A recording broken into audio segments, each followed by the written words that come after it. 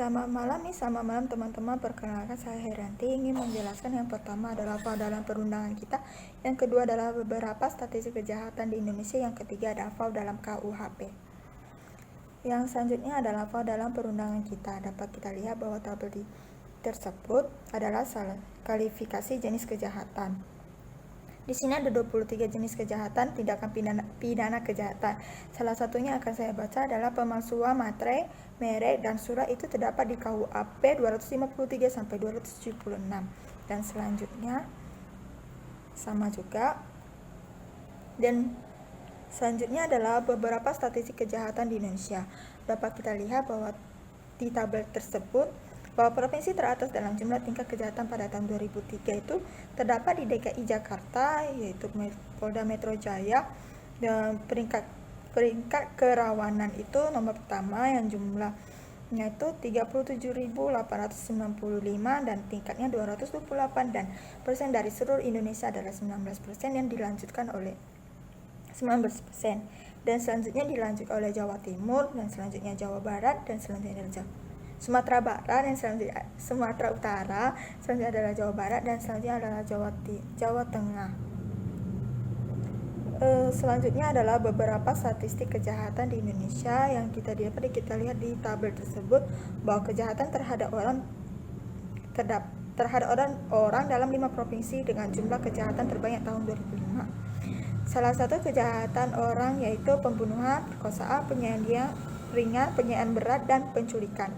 Dan kita lihat nomor pertama yaitu penculikan, yaitu terdapat di Jawa Timur, dan pemerkosaan terdapat di Jawa Timur, dan penganiayaan ringan terdapat di Sulawesi Selatan, dan penganiayaan berat terdapat di Sumatera Utara, dan penculikan terdapat di DKI Jakarta. Selanjutnya adalah FAU dalam KUHP.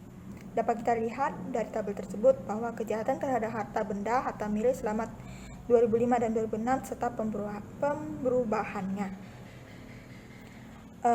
Yang salah satu jenis tindakan pidana yaitu pembakaran dengan sengaja dan perusahaan penghancuran barang, dan berikutnya sampai 10 jenis tindakan pidana.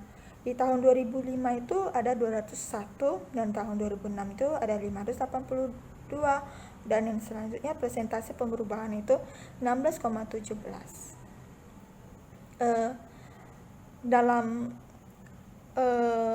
FAU KUHP ini sebenarnya kelihatan sangat berkaitan dengan FAU, namun tidak tutup kemungkinan 10 jenis yang tadi, tindakan pidana tadi itu secara langsung mau tidak langsung itu dengan sangat berkaitan dengan FAU juga.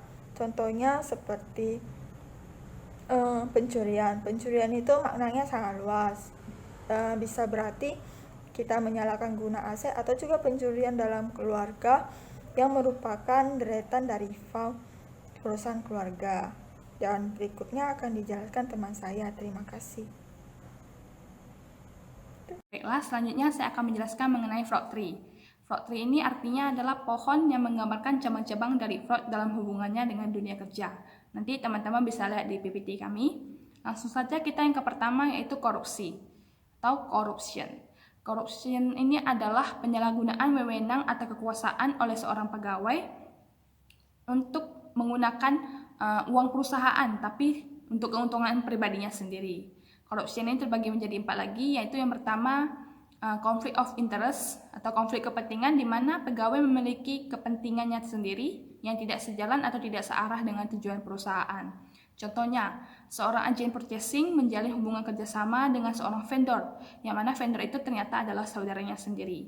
Kemudian yang kedua yaitu bribery atau penyuapan, di mana dapat dilakukan dengan cara salah satunya memberikan uang dalam jumlah yang besar kepada karyawan yang lain untuk mempengaruhinya melakukan pekerjaan karyawan yang memberikan uang tersebut. Kemudian yang ketiga yaitu illegal gratuities, yaitu pemberian hadiah dengan niat terselubung. Ini bagian dari penyuapan juga. Contohnya seperti hadiah ulang tahun, hadiah perkawinan, dan lain sebagainya. Kemudian yang keempat yaitu economic extortion, yaitu pemerasan ekonomi yang dilakukan dengan cara kekuatan individual atau organisasi untuk mendapatkan apa yang diinginkannya. Dan kita lanjut ke yang kedua yaitu asset misappropriation, yaitu penyalahgunaan aset atau bisa disebut dengan pencurian atau penggelapan. Ini terbagi menjadi 3. Yang pertama yaitu cash. Ada 2 di sini, yaitu larceny, yaitu kas setelah kas dicatat di perusahaan baru dilakukan pencurian, atau skimming, yaitu sebelum kas dicatat di perusahaan baru dilakukan pencurian. Kalau yang larceny ini contohnya seperti mengambil uang dari perusahaan, sudah catat baru kita ambil. Kemudian kalau yang skimming ini misalnya seorang sales, dia melakukan penjualan, tapi penjualan itu tidak dicatatnya dalam perusahaan, dia uangnya itu ya gunakan untuk pribadinya sendiri. Kemudian yang bagian kedua yaitu non-cash. Ini salah satu contohnya yaitu fraud sales and shipping. Itu dimana di sini seorang karyawan memalsukan penjualan dan pengiriman barang yang sebenarnya tidak terjadi. Kemudian yang ketiga yaitu fraudulent disbursement, yang dimana di sini dilakukan salah satu contohnya payroll schemes. Nah, misalnya di sistem dia input gajinya itu ternyata lebih besar daripada yang seharusnya. Ini caranya dengan memasukkan nama-nama karyawan fiktif. Karyawan-karyawan sebenarnya tidak ada di perusahaan, dia yang masukkan. Jadi gajinya tuh ada, nanti gajinya itu dia gunakan untuk dirinya pribadi sendiri. Nah, kemudian ketiga yaitu fraudulent statements, yaitu kecurangan yang dilakukan dengan penyajian laporan keuangan. Yang pertama yaitu asset or revenue overstatements. Jadi di sini penyajian aset atau pendapatannya itu lebih tinggi daripada yang seharusnya. Kemudian yang kedua yaitu asset or revenue understatements. Di sini kebalikannya, di mana penyajian aset atau pendapatannya itu lebih rendah daripada yang seharusnya. Nah, jadi dari yang saya jelaskan semua tadi, sebenarnya apa manfaat fraud tree itu sendiri? Manfaatnya itu untuk membantu memudahkan akuntan forensik dalam menganalisis dan mendiagnosa fraud-fraud yang terjadi. Tapi tidak semua akuntan forensik wajib menggunakan fraud tree ini. Mereka yang di bidang tertentu bisa menggunakan fraud tree khusus untuk bidang mereka saja. Kemudian saya akan membahas sedikit mengenai fraud triangle, yang mana awal mula itu dari seseorang yang bernama Cressey. Dia untuk menyelesaikan studi doktornya dalam bidang sosiologi, dia melakukan penelitian terhadap pegawai yang melakukan pencurian di perusahaan. Jadi penelitian ini kemudian diterbitkan dengan judul Other People's Money, A Study in the Social Psychology of Embezzlement, yang hipotesis terakhirnya yaitu orang yang dipercaya menjadi pelanggar kepercayaan ketika ia melihat dirinya sendiri sebagai orang yang mempunyai masalah keuangan yang tidak dapat diceritakannya kepada orang lain. Sadar bahwa masalah ini secara diam-diam dapat diatasinya dengan menyalahgunakan wewenangnya sebagai pemegang kepercayaan di bidang keuangan dan tindak tanduk sehari-hari, memungkinkannya menyesuaikan pandangan mengenai dirinya sebagai seseorang yang bisa dipercaya dalam menggunakan dana atau kekayaan yang dipercayakan. Jadi, dalam perkembangan selanjutnya, hipotesis ini dikenal sebagai fraud triangle atau segitiga fraud yang terdiri dari fissure, perceived opportunity, dan yang terakhir rationalization, yang selanjutnya akan dijelaskan oleh Lim Fen Lia. Baiklah, saya akan melanjutkan yang tadi sudah dijelaskan oleh Mira mengenai fraud triangle. Fraud triangle itu terdiri dari 3 titik layaknya segitiga yang akan saya jelaskan satu-satu. Yang pertama itu ada si pressure. Pressure itu merupakan awal mula dari penggelapan uang. Mengapa pressure bisa terjadi? Itu karena adanya perceived non-shareable financial need. Itu suatu kondisi ketika seseorang itu hidupnya terhimpit, mempunyai kebutuhan uang mendesak, tapi dia nggak bisa cerita ke siapapun. Nah, lalu teman-teman bisa lihat di PPT, ada salah satu seorang ahli fraud yaitu Cressey. Dia mencatat masalah penggelapan bukan hanya terdapat masalah keuangan, tetapi juga non-keuangan. Selain itu, Cressey juga membagi 6 kelompok situasi yang menimbulkan non-shareable problems tadi. Yang pertama itu ada violation of ascribed obligation atau pelanggaran dari kewajiban. Ascribed obligation sendiri itu adalah kewajiban yang terkait dengan jabatan yang dipercayakan kepadanya. Misalnya seorang pejabat itu wajib menghindari untuk berjudi, minuman alkohol, dan yang lain-lain. Yang negatif-negatif inilah yang disebut dengan ascribed obligation. Nah, ketika seseorang yang punya jabatan itu menghadapi situasi yang melanggar ascribed obligation-nya, ketika inilah dia merasa dia nggak bisa ungkapin ini ke orang lain. Nah, jadilah di sini situasi non-shareable problems. Terus yang kedua itu ada kegagalan pribadi. Nah, bisa teman-teman baca, kegagalan pribadi itu takut kegagalan membuat ia menjadi tidak dipercaya lagi oleh orang lain, sehingga dia menutupi kesalahan tersebut dari orang lain. Misalnya si Cressey itu tadi, dia dulu orang yang punya jabatan gitu, terus dia melakukan bisnis, tapi bisnisnya itu gagal, tapi dia takut, nggak mau mengakui kegagalan tersebut karena dia takut orang lain mencap dia yang tidak-tidak. Jadi dia mencuri uang perusahaannya untuk menutupi kegagalan tersebut. Nah, yang ketiga itu ada kegagalan berbisnis. Sebenarnya kegagalan tersebut terjadi bukan karena kesalahan pelaku, tapi karena berada di luar kendalinya. Bisa teman-teman baca di PPT itu, sehingga ini menimbulkan kebutuhan untuk memberi kesan terhadap orang lain bahwa ia masih sukses. Terus yang keempat ada keterpurukan dalam kesendirian. Ini suatu kondisi di mana seseorang itu punya masalah tapi dia nggak punya tempat untuk mengadu. Nah, misalnya seorang yang istrinya baru meninggal tapi dia mempunyai masalah keuangan, jadi dia nggak ada teman untuk cerita gitu. Itulah yang disebut dengan kondisi physical isolation. Terus yang kelima ada status gaining. Itu istilah gampangnya itu tidak mau kalah dengan tetangga.